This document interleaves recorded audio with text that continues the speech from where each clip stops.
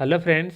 आज हम इस वीडियो में बीपीएससी टीआरई 4.0 क्लास 1 to 5 के लिए ईवीएस से संबंधित मोस्ट इंपॉर्टेंट 25 प्रश्नों को सॉल्व करेंगे। सेट नंबर है 15। इससे पहले ऑलरेडी हमने 14 सेट करा रखा है, उसका लिंक डिस्क्रिप्शन में दिया हुआ है या फिर प्लेलिस्ट में भी जाके आप देख सकते हैं।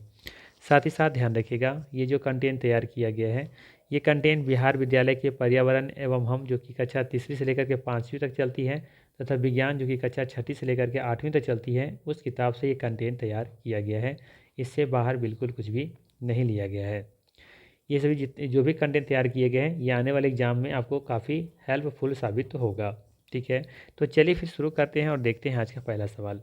आज का पहला सवाल है, जिस प्रतिबिंब को पर्दे पर प्राप्त नहीं किया जा सकता उसे क्या कहते हैं। सवाल है, जिस प्रतिबिंब को पर्दे पर प्राप्त नहीं किया जा सकता उसे क्या कहते हैं। वास्तविक प्रतिबिंब, मंद प्रतिबिंब, आभासी प्रतिबिंब या एक से अधिक होगा, या इनमें से कोई नहीं। तो ध्यान रखना है, जिस प्रतिबिंब को पर्दे पर प्राप्त नहीं किया जा सकता उसे आभासी प्रतिबिंब कहते हैं। ऑप्शन नंबर यहाँ पे बी बिल्कुल ही सही हो जाएगा। ऑप्शन थोड़ा आगे पीछे देख लीजिएगा। ठीक है, आभासी प्रतिबिंब इसका बिल्कुल ही सही आंसर है। साथ ही साथ ध्यान रखिएगा कि आभासी प्रतिबिंब हमेशा दर्पण के पीछे बनता है, जबकि वास्तविक प्रतिबिंब दर्पण के सामने बनता है। ठीक है, याद रखिएगा। चलिए अगला सवाल लेते हैं। अगला सवाल है, पौधे का कौन भाग लैंगिक जनन में भाग लेता है। बताना है पौधे का कौन सा भाग लैंगिक जनन में भाग लेता है। ध्यान रखना है, लैंगिक जनन दो प्रकार के होते हैं, दो तरीके से हो सकते हैं। एक तो आपका लैंगिक जनन है और एक है अलैंगिक जनन। लैंगिक जनन किसे कहते हैं, तो ध्यान रखिएगा, जब कभी दो जनक मिल करके एक तीसरे जनक का जन्म देते हैं तो उसे लैंगिक जनन कहते हैं। अर्थात जब भी कोई दो जीव मिल करके किसी तीसरे जीव की उत्पत्ति या संतान की उत्पत्ति करते हैं तो उसे लैंगिक जनन कहेंगे। और जब सिंगल कोई एक जीव ही मिलकर, एक ही जीव अकेला किसी दूसरे जीव की उत्पत्ति करते हैं या जन्म देते हैं तो उसे अलैंगिक जनन कहते हैं। ठीक है, तो जाहिर सी बात है, लैंगिक जनन में दो जीवों की आवश्यकता होती है किसी तीसरे जनक की उत्पत्ति के लिए, जबकि अलैंगिक जनन में सिर्फ एक ही जीव काफ़ी है। तो यहाँ पूछा है पौधे का कौन सा भाग लैंगिक जनन में भाग लेता है। बीज, फल, फूल। तो याद रखना है इसका सही आंसर हो जाएगा फूल। ठीक है, फूल इसका सही आंसर है। फूल देखेंगे ये लैंगिक जनन में भाग लेता है। ठीक है, अगला सवाल है, एक विद्युत परिपथ में बल्ब तभी जलता है जब स्विच किस प्रकार रखा जाता है। चालू स्थिति में, बंद स्थिति में, खुला रखने पर, उपर्युक्त में से एक से अधिक या फिर उपर्युक्त में से कोई नहीं। तो ध्यान रखिएगा, एक विद्युत परिपथ में बल्ब तभी जलता है जब स्विच बंद स्थिति में हो, ठीक है, या फिर चालू स्थिति में हो। ठीक है, तो ऑप्शन नंबर यहाँ पे डी बिल्कुल ही क्या हो जाएगा, सही हो जाएगा। ठीक है, ध्यान रखिएगा, बंद स्थिति मतलब आप लोग ये सोच रहे होंगे थोड़ा सा, सर्किट बंद स्थिति मतलब होता है सर्किट को पूरा होना। देखिएगा ध्यान से, यहाँ पे सिंबल कुछ इस तरीके से होता है। देखिए ये आपका, देखिए ये बंद स्थिति है, ये खुली स्थिति है, ये है ना। जब सर्किट यहाँ पे देखेंगे ये पूरा हुआ नहीं है, खुले हुआ मतलब होता है ये खुला हुआ है।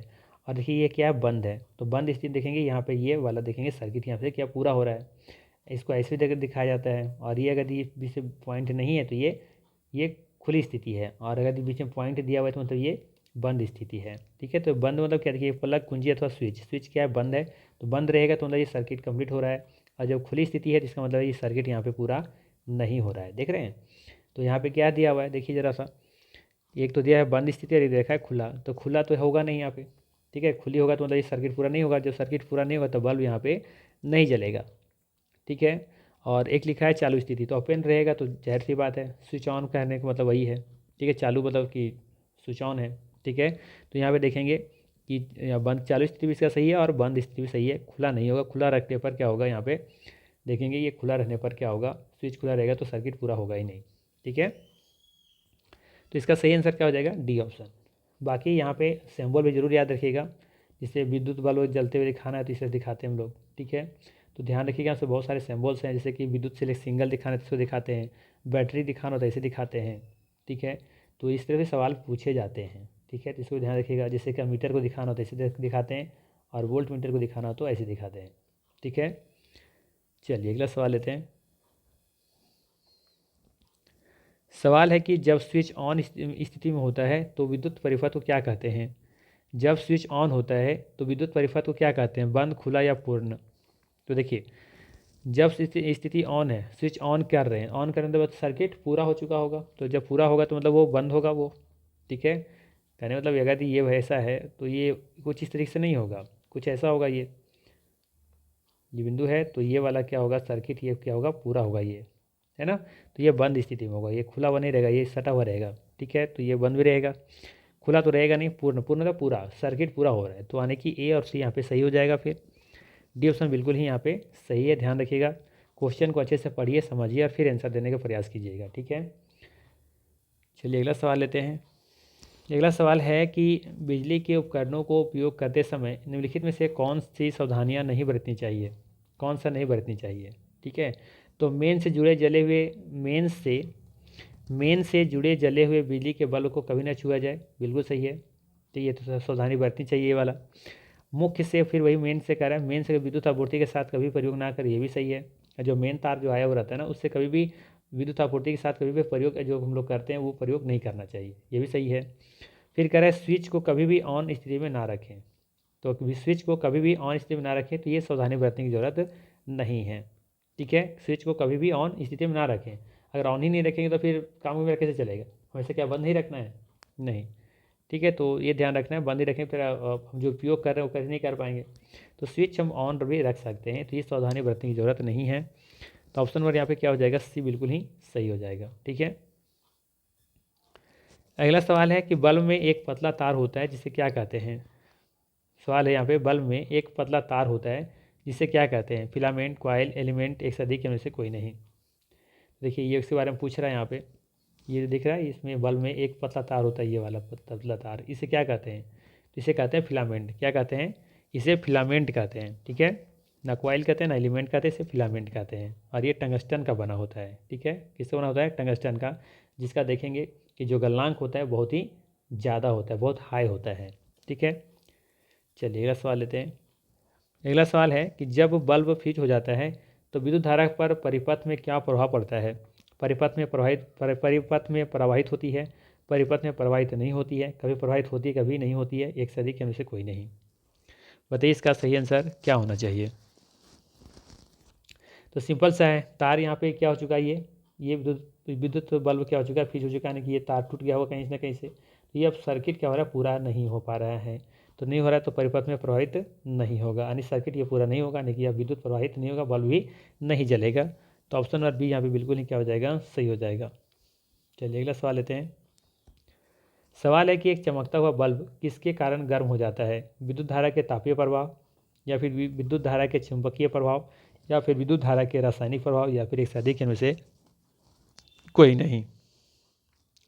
तो याद रखना है यहाँ पे, एक चमकता हुआ बल्ब जो है ना, ये किस कारण से गर्म होता है, ये तापीय प्रभाव। ठीक है, थर्मल जो होता है ना इफेक्ट, उसकी वजह से क्या होता है, ये गर्म हो जाता है, जिसकी वजह से ये बल्ब चमकने लगता है। ठीक है, ध्यान रखिएगा, ये क्या हो रहा है यहाँ पे, ये जो बल्ब है ना, ये चमकता क्यों है, क्योंकि ये विद्युत धारा का तापीय प्रभाव का उदाहरण है। ठीक है, अब देखेंगे जो विद्युत हीटर भी होता है ना, ये जो खाना बनाने वाला हीटर होता है, कुछ ऐसा होता है तार, तो वो भी किसका उदाहरण है, ये वो भी विद्युत धारा के तापीय प्रभाव के ही उदाहरण है। ठीक है, अगला सवाल है, विद्युत स्त्री निम्न में से किसका उदाहरण है, विद्युत धारा का तापीय प्रभाव, विद्युत धारा का चुंबकीय प्रभाव, या फिर विद्युत धारा का रासायनिक प्रभाव। तो ये भी किसका उदाहरण है, विद्युत धारा का तापीय प्रभाव का ही उदाहरण है। आयरन देखिए ना, आयरन जो हीट होता है वो इसका तापीय प्रभाव का ही उदाहरण है। ठीक है, अगला सवाल है, किसी तार में उत्पन्न ऊष्मा की मात्रा निम्न में से किस पर निर्भर करती है, पदार्थ पर, लंबाई पर, मोटाई पर, एक से अधिक इनमें से कोई नहीं। तो याद रखिएगा, किसी भी तार में उत्पन्न ऊष्मा की मात्रा ये तीनों पर डिपेंड करता है, पदार्थ कैसा है, लंबाई कितनी है, मोटाई कितनी है। ठीक है, तो इसका सही आंसर क्या हो जाएगा, ऑप्शन नंबर डी, उपर्युक्त में से एक से अधिक। तार जितना लंबा होगा, ठीक है, तो देखेंगे उसमें ऊष्मा उतना ही क्या होगा, बढ़ जाएगा। तो देखिएगा ध्यान से यहाँ पे, किसी तार में उत्पन्न ऊष्मा की मात्रा इन कारकों पर निर्भर करती है, तार का प्रतिरोध, तार में प्रवाहित धारा की मात्रा कितनी है, तार में धारा प्रवाहित करने का समय कितना है, समय बढ़ाव घटाने से भी उस पर इफेक्ट पड़ता है, तार की लंबाई पर भी डिपेंड करता है, तार की मोटाई पर भी डिपेंड करता है, तार की सामग्री और प्रकृति पर भी डिपेंड करता है कि तार की सामग्री कैसी है, किससे बना हुआ है वो। जैसे तांबा का है या कॉपर का है, तांबा का है या एल्युमिनियम का है या फिर सोना का है, चांदी का है, तो इस पर भी डिपेंड करता है वो। ठीक है, चलिए अगला सवाल लेते हैं। सवाल है, फ्यूज के स्थान पर निम्न में से किसका उपयोग किया जा रहा है। पहले फ्यूज के स्थान पर पहले फ्यूज का इस्तेमाल करते थे हम लोग, है ना। जिससे करंट ज़्यादा आता था तो फ्यूज क्या हो जाता था, वो दो भागों में टूट जाता था गल करके, क्योंकि वहाँ पर रेजिस्टेंस बढ़ जाता था। बढ़ने से क्या हुआ, वहाँ पर गल गया तार और वो टूट जाता था, और वो जो सर्किट है वो बंद हो जाता था, टूट जाता था। तो बाकी चीज़ें फिर बच जाती थी, घर का सारा सामान। ठीक है, तो यहाँ पे पूछ रहा है किसके स्थान पर हम लोग किसका प्रयोग कर रहे हैं, एमसीबी का, नाइक्रोम का, फिलामेंट का, एक से अधिक इनमें से कोई नहीं। तो याद रखना है अब हम लोग किसका प्रयोग कर रहे हैं, एमसीबी का। ठीक है, एमसीबी का प्रयोग कर रहे हैं। एमसीबी का फुल फॉर्म होता है मिनिएचर सर्किट ब्रेकर। ठीक है, ये ऑटोमेटिक होता है अपने हिसाब से। जब वोल्टेज बहुत ज़्यादा आता है तो ऑटोमेटिक ये सर्किट क्या होता है, गिर जाता है बस। फिर जाकर उसको आप उठा दीजिए, फिर सर्किट आपका पूरा हो जाता है। तो ये पहले क्या होता था कि तार टूटता था, फिर तार निकाल कर फिर पत्ती से तार लगानी होती थी, तो वो बहुत परेशानी होती थी उसमें। तो अब नया चीज़ आ गया है एमसीबी। कुछ नहीं करना, बहुत तेज़ सर्किट आया, बहुत तेज़ वोल्टेज आया तो ऑटोमेटिक क्या होता है, ऑटोमेटिक ब्रेकर होता है, वो गिर जाता है। उसके बाद फिर जाकर जब वोल्टेज सही हो जाता है फिर उसका ऊपर कर दीजिए। ठीक है, चलिए अगला सवाल है कि निम्नलिखित में से कौन सा विद्युत परिपथ में अत्यधिक धारा का कारण नहीं है। बताना है कि निम्नलिखित में से कौन सा विद्युत परिपथ में अत्यधिक धारा का कारण नहीं है। क्योंकि देखेंगे कि तारों देखेंगे कि बहुत तेज़ धारा बहना शुरू हो जाती है, जिसकी वजह से सर्किट होने का चांसेस रहती हैं। तो उसका कारण कौन से यहाँ पे नहीं है, तारों का सीधा सा स्पर्श। तो तारों का सीधा स्पर्श होने से भी देखेंगे कि ये इसमें अत्यधिक तारा का प्रवाहित होना शुरू हो जाता है। शॉर्ट सर्किट तो है ही है ना।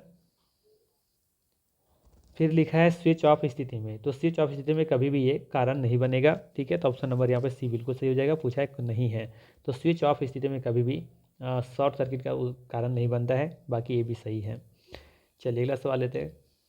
अगला सवाल है कि जब किसी तार में विद्युत धारा प्रवाहित होती है तो यह कैसा व्यवहार करता है। जब किसी तार में विद्युत धारा प्रवाहित होती है तो यह कैसा व्यवहार करता है, बैटरी की तरह, चुंबक की तरह, फ्यूज की तरह, या एक से अधिक इनमें से कोई नहीं। आसान सा सवाल है, हमेशा ध्यान रखिएगा, चुंबक की तरह इसका सही आंसर होगा। जब किसी तार में विद्युत धारा प्रवाहित होती है तो ये चुंबक की तरह ये व्यवहार करने लगता है। ठीक है, चलिए अगला सवाल है फ्यूज तार आमतौर पर किसका बना होता है। टीन और शीशा का, निकल क्रोमियम का, निकल का, तांबा का, या फिर एक से अधिक में से कोई नहीं। तो हमेशा ध्यान रखना है फ्यूज का तार जो होता है वो उसका गलनांक कम चाहिए हमें। फ्यूज का तार जो होता है ना उसका गलनांक हमको कम चाहिए, तो कम चाहिए तो गलनांक किससे कम होगा, इसमें से देख लीजिए ऑप्शन कौन सा दिख रहा है। यहाँ पर निकल क्रोमियम में बहुत ज़्यादा इसका रहता है, निकल तांबा और भी ज़्यादा रहता है ना। वैसे क्रोमियम से कम ही रहता है, लेकिन देखेंगे अब सबसे कम किसे दिख रहा है, टीन और शीशा का। इसका मेल्टिंग पॉइंट बहुत ही कम होता है टीन और शीशा का, इसीलिए इसका हम देखेंगे कि फ्यूज के तार में इस्तेमाल करते हैं। ये ऑप्शन सही है वहाँ पे। अगला सवाल है कि वाहनों द्वारा तय की गई दूरी कौन सा यंत्र मापता है। वाहनों के द्वारा तय की गई दूरी को कौन सा यंत्र मापता है। तो दो चीज़ देखने को मिलेगा यहाँ पे, एक मिलेगा ओडोमीटर, एक मिलेगा स्पीडोमीटर। स्पीडोमीटर या स्पीड को मापता है कि आपकी गाड़ी कितनी स्पीड से चल रही है, और ओडोमीटर मापता है कि आप कितना दूरी तय किए हैं। ठीक है, तो वाहनों के द्वारा तय की गई दूरी कौन मापता है, ओडोमीटर, कितना दूरी आप ट्रैवल कर चुके हैं अभी तक। ठीक है, और स्पीडोमीटर बताता है कि अभी गाड़ी का स्पीड प्रेजेंट में कितनी है। तो पूछा है तय की गई दूरी का आंसर, तो ये हो जाएगा बी ऑप्शन, ओडोमीटर। यही रहता है आपका कि गति को कौन मापता है, तो ये स्पीडोमीटर। अगला सवाल है कि एक बस 90 मिनट में 54 किलोमीटर की दूरी तय करती है, बस की गति क्या होगी, मीटर पर सेकंड में पूछा है। ठीक है, तो यहाँ पे सबसे पहले हम लोग क्या कर सकते हैं कि 54 किलोमीटर है, इसको बदल देते हैं किसमें, या फिर ऐसा कर लेते हैं डिस्टेंस बाई क्या होता है, स्पीड जो होता है आपका, स्पीड बराबर होता है डिस्टेंस बाई टाइम होता है। ठीक है, तो स्पीड मेरा कितना है यहाँ पे 54 का स्पीड, 54 का डिस्टेंस है, 54 किलोमीटर डिस्टेंस तय कर रहा है। और स्पीड टाइम कितना ले रहा है यहाँ पे 90 मिनट, 90 मिनट को हम लोग चेंज कर देते हैं आवर में। तो क्या हो जाएगा 60 + 30 लिख सकते हैं, यानी कि 1 घंटा, और प्लस 30 मिनट यानी कि लिख सकते हैं इसको 1.5 घंटा। 1.5 भी लिख सकते हैं इसको। ठीक है, कितना लिख सकते हैं 1.5। ठीक है, तो ये निकल गया किलोमीटर पर आवर। इसको हम लोग चेंज कर लेते हैं किसमें, इसको हम लोग चेंज कर लेते हैं मीटर पर सेकेंड में। तो इसको चेंज करने के लिए हम लोग क्या लिखेंगे 5/18 कर लेंगे। ठीक है, तो ये हो जाएगा 18 तिया 54, और बाकी हो जाएगा इधर 5 तिया 15। ठीक है, और इधर हो जाएगा 1.5, तो इधर दशमलव हटाएंगे, दशमलव हट जाएगा तो 15 दहा के 150, तो निकल रहा है 10 मीटर पर सेकेंड। ठीक है, 10 मीटर पर सेकेंड आ गया इसका सही आंसर। ऑप्शन नंबर यहाँ पे बी बिल्कुल ही सही हो जाएगा। ठीक है, अगर जिन्हें नहीं समझ आया फिर तो देख लीजिए कैसे बनाना था इसको। कुछ नहीं, सबसे पहले तो आपको ये लिखना है कि स्पीड बराबर क्या होता है, तो ये होता है डिस्टेंस बाई टाइम। ठीक है, तो यहाँ पे डिस्टेंस दे रखा है कितना, 54 किलोमीटर। तो किलोमीटर में यहाँ दे रखा है तो इधर मिनट, इधर होना चाहिए घंटा में। ठीक है, तो घंटा में इसको चेंज करने के लिए 90 मिनट बराबर होगा 1.5 घंटा। इसको लिख सकते हैं ऐसे, तो ये निकल गया किसमें, किलोमीटर पर आवर में निकला है। ठीक है, इसे हम लोग मीटर पर सेकंड में चेंज करने के लिए क्या करते हैं, इसमें मल्टीप्लाई कर देंगे हम लोग 5/18 से। ठीक है, ये 5/18 कहाँ से आया। ठीक है, तो आप लोग देखेंगे जैसे कि 1 किलोमीटर होता है ना, 1 किलोमीटर पर आवर, तो 1 किलोमीटर कितना, 1000 मीटर। और एक पर आवर मतलब 60 मिनट, 60 मतलब 3600 सेकेंड। इसे जब हटाएंगे तो 2 जीरो से 2 जीरो, और 2×5 = 10, या फिर 5×2 = 10, ऐसे कर लीजिए। 5×2 = 10 और 18×2 = 36, तो ये 5/18 निकल करके आता है। तो इसे गुना कर लेंगे हम लोग, 18×3 = 54। ठीक है, और ये हो जाएगा 5×3 = 15, और नीचे हो जाएगा 1.5। ठीक है, इस दशमलव को ले जाएंगे तो ऊपर चला जाएगा 0, और 15 रहा के 150, तो ये निकल जाएगा 10 मीटर पर सेकेंड। ठीक है, चलिए अगला सवाल लेते हैं। अगला सवाल है, खेल गतिविधियों में समय अंतराल को मापने के लिए उपयोग की जाने वाली डिवाइस का क्या कहा जाता है। कलाई घड़ी, स्टॉप गन या स्टॉप घड़ी। तो याद रखना है, इसे कहा जाता है स्टॉप घड़ी। ठीक है, स्टॉप घड़ी से देखेंगे कि हम लोग क्या करते हैं वहाँ पे, जब खेल गतिविधि होता है तो मापने के लिए कि कितना डिस्टेंस कवर कर रहा है कितना समय में, तो हम लोग क्या करते हैं, स्टॉप वॉच लगा देते हैं। ठीक है, और मीटर से चालू करते हैं तो दौड़वाते हैं हम लोग, तो कितना समय लेकर के आए तो उस हम लोग फिर क्या करते हैं, स्टॉप वॉच को फिर वो समय पूरा करने के बाद हम लोग देखते थे कि कितना समय वो तय किया है। तो स्टॉप वॉच इसका सही आंसर है। यदि किसी वस्तु की गति सीधी रेखा में बदलती रहती है तो उसकी गति क्या कहलाती है। अब कह रहा है कि यदि किसी वस्तु की गति सीधी रेखा में बदलती रहती है, सीधी रेखा में तो जा रही है लेकिन इसकी गति क्या है, बदल रहा है। जैसे यहाँ का स्पीड 10 था, फिर यहाँ 20 हो गया, फिर यहाँ पर स्पीड इसका फिर 15 हो गया। तो इस तरीके से कह रहा है कि सीधे रेखा में तो जा रही है लेकिन उसकी गति क्या हो रही है, बदलती रहती है। तो उससे गति को क्या कहेंगे, एक समान गति नहीं, एक समान गति नहीं है, रेखीय गति, रेखीय गति तो है लेकिन यहाँ पे हम लोग क्या बोलेंगे, सो असमान गति। ठीक है, तो सही आंसर हो जाएगा ऑप्शन नंबर यहाँ पे बी, असमान गति कहेंगे इसे। अगला सवाल है, सबसे प्रसिद्ध आवधिक गति किसकी होती है। धूप घड़ी, स्टॉप वॉच, सरल लोलक, एक से अधिक में से कोई नहीं। सही आंसर हो जाएगा सरल लोलक। ठीक है, सबसे प्रसिद्ध आवधिक गति किसकी होती है, सरल लोलक की होती है, सरल लोलक का। चलिए अगला सवाल लेते हैं। अगला सवाल है, निम्न में से कौन सूर्य द्वारा डाली गई छाया के अध्ययन पर आधारित होता है। सरल पेंडुलम, परमाणु घड़ी, सन डायल, एक से अधिक होगा या में से कोई नहीं।